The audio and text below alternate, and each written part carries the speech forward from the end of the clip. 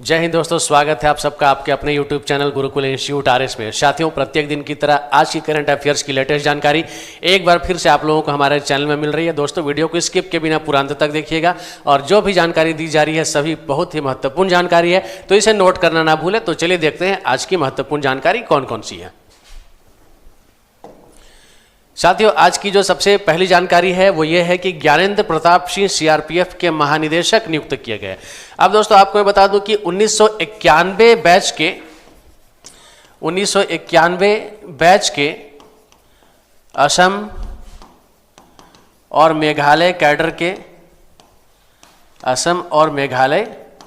Cadre के ये IPS अधिकारी हैं।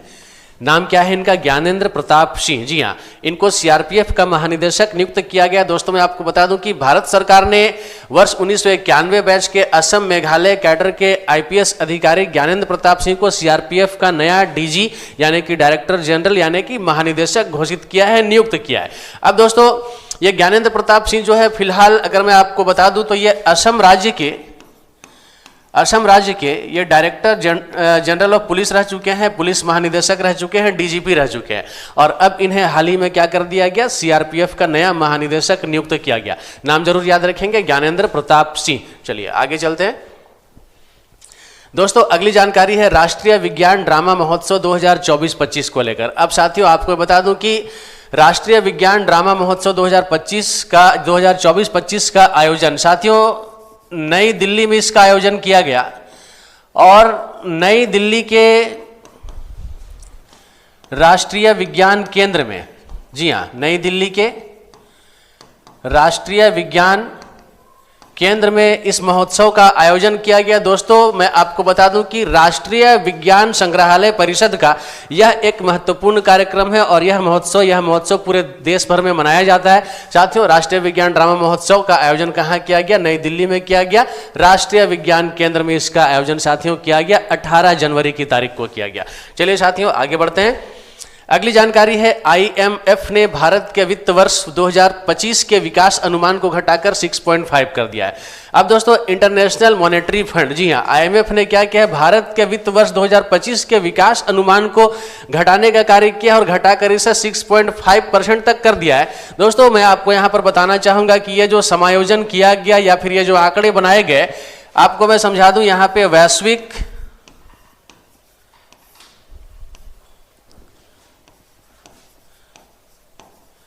परिदृश्य या वैश्विक अनिश्चितता आप यहां कह ले तो और भी ज्यादा बेटर हो जाएगा साथियों। वैश्विक अनिश्चितता,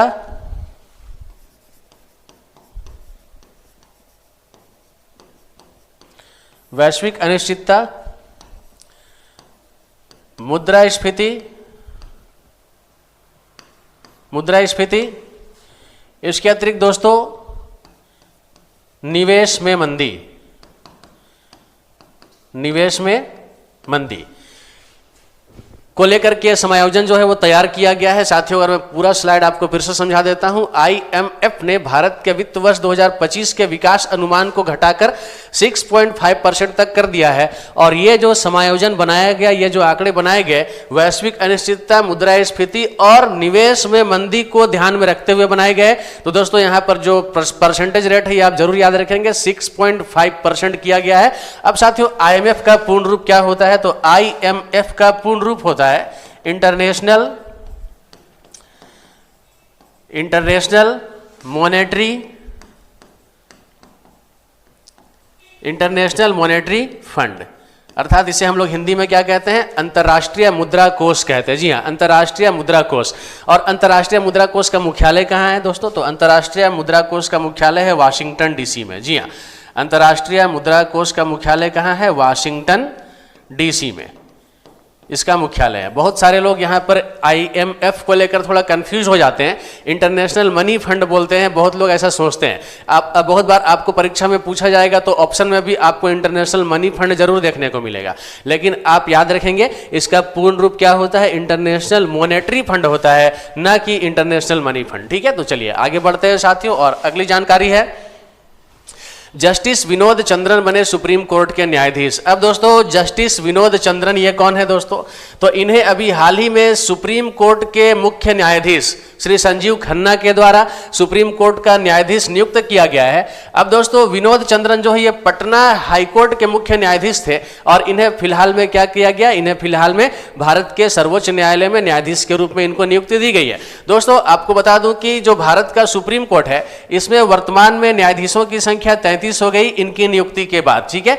और ऐसे अगर देखा जाए तो सुप्रीम कोर्ट में न्यायाधीशों के कितने पद स्वीकृत है, तो न्यायाधीशों के कुल 34 पद वर्तमान में स्वीकृत है, अभी भी एक पद खाली है। और साथियों फिलहाल अभी न्यायाधीशों की संख्या कितनी हो गई, तो 33 हो गई। और यहाँ जो आप नाम देख पा रहे हैं, नाम क्या है इनका, जस्टिस विनोद चंद्रन। कौन से हाईकोर्ट के मुख्य न्यायाधीश थे? पटना हाईकोर्ट के मुख्य न्यायाधीश थे। और इन्हें सुप्रीम कोर्ट के मुख्य न्यायाधीश संजीव खन्ना के द्वारा क्या बनाया गया, सुप्रीम कोर्ट का न्यायाधीश नियुक्त किया गया है। चलिए साथियों आगे बढ़ते हैं। अगली जानकारी है न्यायमूर्ति अरुण मिश्रा बीसीसीआई के नए लोकपाल बनाए गए। अब दोस्तों न्यायमूर्ति अरुण मिश्रा दोस्तों सुप्रीम कोर्ट के पूर्व न्यायाधीश रहे हैं जिनका नाम क्या है, अरुण मिश्रा। अब दोस्तों इनको बीसीसीआई के नए लोकपाल के रूप में नियुक्ति दी गई है। दोस्तों मैं आपको बता दूं कि इनको बीसीसीआई के नए लोकपाल के अतिरिक्त बीसीसीआई का नया नैतिकता अधिकारी भी बनाया गया है। इनको नया ऑम्बुड्समैन जो है वो बनाया गया है। अब दोस्तों ये बीसीसीआई क्या है, तो मैं आपको बता दूं बीसीसीआई है बोर्ड ऑफ कंट्रोल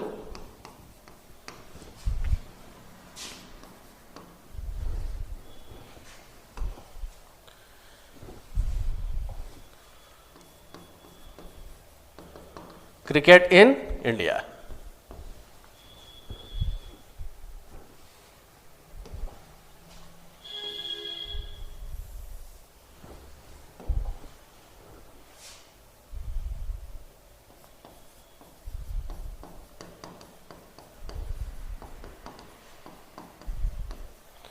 हाँ दोस्तों एक बार फिर से देखेंगे बीसीसीआई का पूर्ण रूप क्या है, board of control for cricket in India. जी हाँ, यानी कि भारतीय क्रिकेट नियंत्रण बोर्ड इसका पूरा नाम है। अब दोस्तों बीसीसीआई के अध्यक्ष कौन है, चेयरमैन कौन है, तो बीसीसीआई के अध्यक्ष का नाम है दोस्तों रोजर बिन्नी। याद रखेंगे बीसीसीआई के अध्यक्ष कौन है, रोजर बिन्नी, जरूर नाम याद रख लेंगे। बीसीसीआई के अध्यक्ष है रोजर बिन्नी। और अभी हाल ही में देवजीत सैकिया को बीसीसीआई का नया सचिव बनाया गया। जी हाँ, बीसीसीआई के नए सचिव के रूप में किन्हें नियुक्ति दी गई है, देवजीत सैकिया को बीसीसीआई का नया सचिव बनाया गया है। जबकि रोजर बिन्नी बीसीसीआई के अध्यक्ष है और न्यायमूर्ति अरुण मिश्रा को बीसीसीआई का नया लोकपाल नियुक्त किया गया है। तो चलिए साथियों आगे बढ़ते हैं अगली जानकारी की ओर।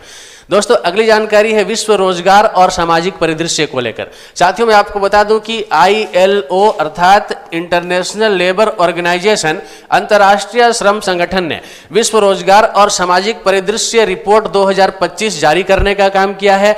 और इस रिपोर्ट के अनुसार दोस्तों वैश्विक स्तर पर जो बेरोजगारी की दर 2025 में रहेगी वो कितनी रहेगी, तो वो 5% रहेगी, इसका अनुमान लगाया गया। जी हाँ दोस्तों याद रखेंगे वैश्विक स्तर पर बेरोजगारी की दर कितनी रहेगी, 5% रहेगी। और इंटरनेशनल लेबर ऑर्गेनाइजेशन यानी अंतर्राष्ट्रीय श्रम संगठन के द्वारा विश्व रोजगार और सामाजिक परिदृश्य रिपोर्ट 2025 जो जारी की गई उसके आधार पर यह जानकारी आप लोगों को यहां से दी जा रही है। साथियों मैं आगे आपको बता दूं ILO का पूर्ण रूप अभी मैंने आपको बताया इंटरनेशनल, इसका पूर्ण रूप है इंटरनेशनल लेबर ऑर्गेनाइजेशन। जी हाँ, इंटरनेशनल लेबर ऑर्गेनाइजेशन। इसकी स्थापना कब हुई थी दोस्तों, इसका इस्टेब्लिशमेंट डेट है, ईयर आप याद रखेंगे 1945 में इसकी स्थापना की गई थी। और इसका मुख्यालय कहाँ है दोस्तों, तो इसका मुख्यालय है जेनेवा स्विट्जरलैंड। जी हाँ, इसका मुख्यालय कहाँ है, जेनेवा स्विट्जरलैंड। मुख्यालय आप जरूर याद रखेंगे, इसका हेडक्वार्टर है जेनेवा, कंट्री का नाम क्या हो जाएगा, स्विट्जरलैंड। तो चलिए परसेंटेज कितना है दोस्तों, 5%। मुख्यालय कहाँ है, Geneva Switzerland. International labour organisation, इसकी स्थापना कब हुई थी, 1945 में हुई थी। आगे बढ़ते हैं और अगली जानकारी है वेतन आयोग को लेकर। अभी भारत सरकार के द्वारा 8वें वेतन आयोग की मंजूरी प्रदान कर दी गई है। और साथियों 8वें वेतन आयोग के तहत क्या किया जाएगा, कर्मचारियों यानी कि केंद्रीय स्तर के जितने कर्मचारी हैं ऐसे तमाम कर्मचारियों के वेतन को एक नए सिरे से सेट किया जाएगा, वेतन में बढ़ोतरी की जाएगी। और मुख्य रूप से देखा जाए तो वेतन आयोग का यह मुख्य कार्य होता है। और 1947 ईस्वी में पहले वेतन आयोग का गठन हुआ था और तब से लेकर अब तक 7 वेतन आयोग गठित किए जा चुके हैं। 7 वेतन आयोग गठित किए जा चुके हैं। और 7वें वेतन आयोग के जो अध्यक्ष है दोस्तों, 7वें वेतन आयोग के अध्यक्ष का नाम है अशोक माथुर। जी हाँ, याद रखेंगे 7वें वेतन आयोग के अध्यक्ष का नाम क्या है, अशोक माथुर। और 7वें वेतन आयोग की अवधि कब तक है, तो 7वें वेतन आयोग की अवधि 2026 तक है। जी हाँ, 7वें वेतन आयोग की अवधि 2026 तक है। और 8वें वेतन आयोग के गठन की मंजूरी प्रदान कर दी गई है केंद्र सरकार के द्वारा। तो चलिए साथियों आगे बढ़ते हैं। और अब यहां से क्विज स्टार्ट हो रहा है। आप देख सकते हैं अभी हाल ही में सीआरपीएफ के महानिदेशक के रूप में किसे नियुक्त किया गया है। साथियों मैंने आपको जानकारी दी थी, इस प्रश्न का सही उत्तर ऑप्शन ए ज्ञानेंद्र प्रताप सिंह होगा। आप सभी यहां से आंसर के रूप में किसे देख पाएंगे, ऑप्शन ए को देख पाएंगे। दोस्तों अगला प्रश्न है, आईएमएफ ने भारत के वित्त वर्ष 2025 के लिए आर्थिक विकास दर का अनुमान लगाया है। कितना लगाया है, तो 6.5% का अनुमान लगाया है। ऑप्शन बी इसका सही उत्तर है दोस्तों। चलिए आगे बढ़ते हैं। अगला प्रश्न है, अभी हाल ही में भारत के मुख्य न्यायाधीश संजीव खन्ना ने किसे सुप्रीम कोर्ट के जस्टिस के तौर पर शपथ दिलाई। दोस्तों हाल ही में भारत के मुख्य न्यायाधीश संजीव खन्ना ने किसे सुप्रीम कोर्ट के जस्टिस के तौर पर शपथ दिलाई है। दोस्तों आपको पता है इसका आंसर मैंने दिया था, option B is the right answer, Justice Vinod Chandran. जी हाँ, Justice Vinod Chandran Supreme Court के नए न्यायाधीश बनाए गए हैं। आगे बढ़ते हैं दोस्तों अगला प्रश्न है, अभी हाल ही में बीसीसीआई के लिए नए लोकपाल के रूप में किसे नियुक्त किया गया है। तो जी हाँ, अभी हाल ही में बीसीसीआई के लिए नए लोकपाल के रूप में किसे नियुक्त किया गया। दोस्तों इस प्रश्न का सही उत्तर ऑप्शन सी न्यायमूर्ति अरुण मिश्रा। जी हाँ, न्यायमूर्ति अरुण मिश्रा इस प्रश्न का सही उत्तर है। आगे बढ़ते हैं दोस्तों। अगला प्रश्न है, अंतर्राष्ट्रीय श्रम संगठन की स्थापना कब हुई थी। दोस्तों अंतर्राष्ट्रीय श्रम संगठन की स्थापना किस वर्ष हुई थी, 1945 में। Option D is the right answer. Next question होगा दोस्तों, अभी हाल ही में केंद्र सरकार ने कौन से वेतन आयोग के गठन की मंजूरी दी है। दोस्तों इसका सही उत्तर कौन सा होगा, ऑप्शन बी 8वें वेतन आयोग के गठन की मंजूरी प्रदान की गई है। इस प्रश्न का ऑप्शन बी करेक्ट आंसर है। और यह है आज का पेज आप लोगों के लिए आज का प्रश्न के रूप में। साथियों इस प्रश्न का उत्तर आप लोगों को कमेंट बॉक्स में देना है और इस प्रश्न की चर्चा मैंने कल के वीडियो में की है। दोस्तों प्रश्न क्या है, प्रश्न है, अभी हाल ही में एक दुर्लभ कीटभक्षी पौधा यूट्रिकुलेरिया नामक कहां पाया गया है। जी हाँ दोस्तों, कीटभक्षी पौधा की चर्चा कल मैंने की थी। पौधे का नाम क्या है, यूट्रिकुलेरिया।